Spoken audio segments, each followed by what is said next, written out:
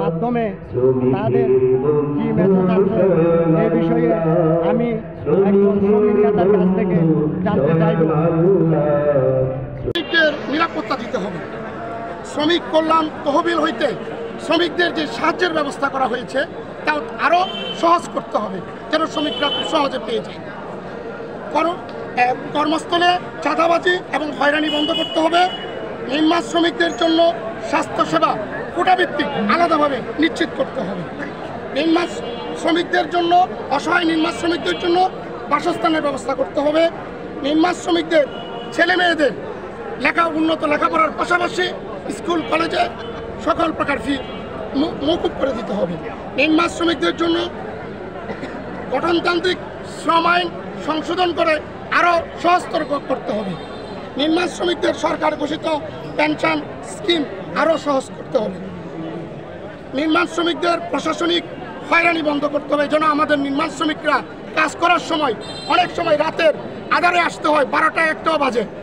রাস্তার প্রতিমধ্যে যেন প্রশাসনের পক্ষ থেকে যেন কোনো রকম অন্যায়ভাবে হয়রানি না করা হয়, সেই জন্য জোর দাবি জানানো হয়েছে বাংলাদেশ নির্মাণ শ্রমিক ফেডারেশনের পক্ষ থেকে। রেশন ব্যবস্থা চালু করতে হবে বাংলাদেশ নির্মাণ শ্রমিকদের জন্য। আজকের এই বর্ণাঢ্য র্যালি কক্সবাজার জেলার ন্যায় সারা বাংলাদেশের প্রতিটি জেলা, উপজেলা, থানা, ইউনিয়ন সকল পর্যায়ে অনুষ্ঠিত হচ্ছে এবং কেন্দ্রীয় পর্যায়েও আমাদের কর্মসূচি ঘোষণা করা হয়েছে।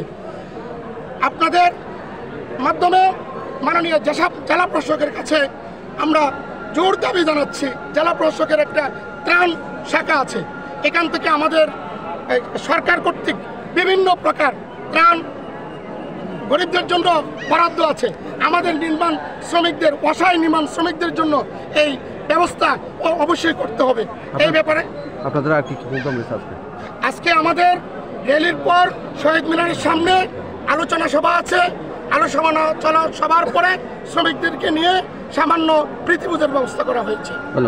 ধন্যবাদ সবাইকে।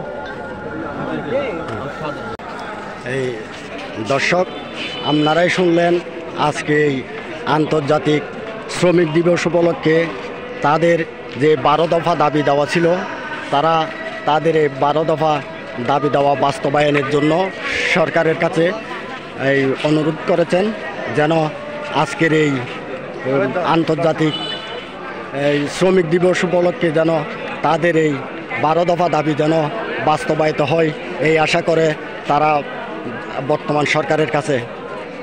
মোহাম্মদ শফিক হুসাইন, 20 টিভি, কক্সবাজার।